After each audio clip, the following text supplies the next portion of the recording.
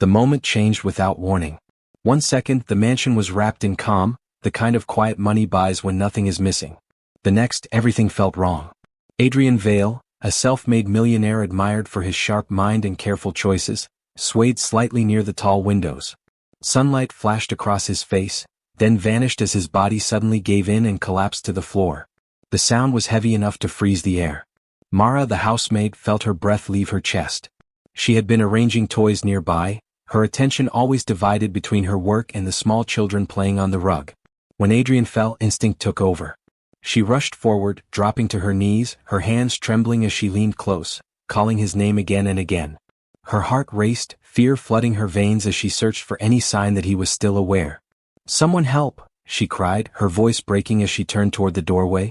Standing there was Celeste, Adrian's fiancée. Elegant, flawless, untouched by panic. She didn't rush forward. She didn't gasp. She simply watched, her eyes calm, calculating, as if she were observing an unexpected inconvenience rather than a man lying still on the floor. Slowly, almost casually, she adjusted the bracelet on her wrist.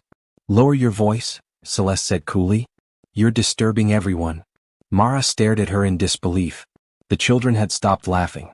Their small faces had gone pale, confusion turning into fear as they looked between their father and the adults in the room. Mara moved closer to them, her body instinctively shielding them as she pleaded for help, for urgency, for compassion. Celeste stepped nearer, her heels clicking softly against the floor. She glanced down at Adrian, then shrugged. "If he's pretending, this drama is unnecessary," she said quietly. "And if he isn't, then life simply moves on." Inside Adrian's motionless body, everything burned. This collapse was never meant to last long. It was a test, a final answer before marriage. But in that moment, hearing those words, he realized he was witnessing something far more valuable than loyalty. Behind him, the children began to cry. Mara gathered them into her arms, whispering comfort, her own tears falling silently. She didn't look at the wealth, the power, or the future promises in that room. She looked only at two frightened children and a man who needed help. And without knowing it, she had already revealed the truth everyone else tried to hide. Mara held the children tightly, rocking them as their quiet sobs shook her chest. Her heartbeat thundered in her ears, but she forced her voice to stay calm, whispering words of comfort she wasn't sure she believed herself. She kept her eyes away from Adrian's still form, afraid that if she looked too long, fear would break her completely. Celeste, however, seemed irritated by the sound of distress. She pressed her lips together and exhaled sharply, as if patience itself were being tested. "This is unbearable," she muttered, lifting a hand to her temple. "I can't think with all this noise." Mara looked up, disbelief turning into quiet anger. "They're scared," she said softly but firmly. "They don't understand what's happening." Celeste turned, her gaze sharp. "That's not my problem," she replied. "Children cry over everything." She stepped closer, her movements stiff and annoyed, her presence cold. The children clung tighter to Mara, their small hands gripping her uniform as if she were the only solid thing left in the room. Mara shifted her body, placing herself fully between them and Celeste, her back straight despite the fear trembling through her limbs. "Please," Mara said, her voice shaking now, "just give me a moment to calm them." Celeste's expression darkened. "Move," she snapped. "You're overstepping." Inside Adrian's chest, something twisted painfully. He had expected uncertainty, maybe hesitation, but not this emptiness. Lying there, unable to move, he listened to every word, every breath, realizing the woman he planned to marry was showing him a side she never allowed the world to see. Mara didn't move. She tightened her hold, her body becoming a shield without thought or hesitation. "I won't," she said quietly. "Not while they're frightened." The room fell into a tense silence. Celeste stared at her, stunned, then scoffed. "You forget your place," she said coldly. But Mara didn't feel small in that moment. She felt strong. Strong enough to stand between fear and safety, between cruelty and innocence. And though she didn't know it yet, her choice was already changing the future of everyone in that room. The tension thickened like a storm waiting to break. Celeste's calm mask cracked just enough to reveal irritation sharpening into something darker. She inhaled slowly as if restraining herself, then let out a short, humorless laugh. "This is ridiculous," she said, glancing around the room as though searching for approval that never came. One small incident and suddenly everyone loses their senses. Mara felt the children trembling against her. One buried his face into her shoulder, the other clutched her sleeve with desperate strength. She lowered her head, murmuring reassurance, her words steady even as her hands shook.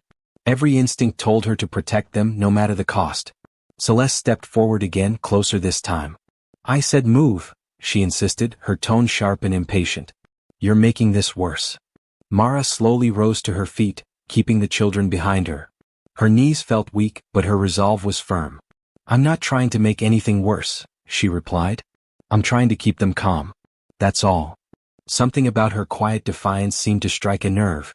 Celeste's eyes narrowed. "You're just staff," she said, each word measured and cold. "Don't forget that." Those words landed heavily in the room. But Mara didn't shrink. She didn't argue. She simply stood there, breathing deeply, becoming an unspoken promise that fear would not reach the children as long as she remained upright. On the floor, Adrian felt a wave of clarity rush through him. Every carefully crafted excuse he had made for Celeste in the past now sounded hollow. The woman standing over him was not reacting to danger or uncertainty. She was reacting to inconvenience. Time stretched painfully. The children's cries softened into quiet whimpers. Mara wiped her cheek, not realizing tears had escaped. She glanced down briefly at Adrian, her eyes filled with concern, then looked back at the children. In that fragile pause, the truth became undeniable. Wealth could impress. Beauty could distract.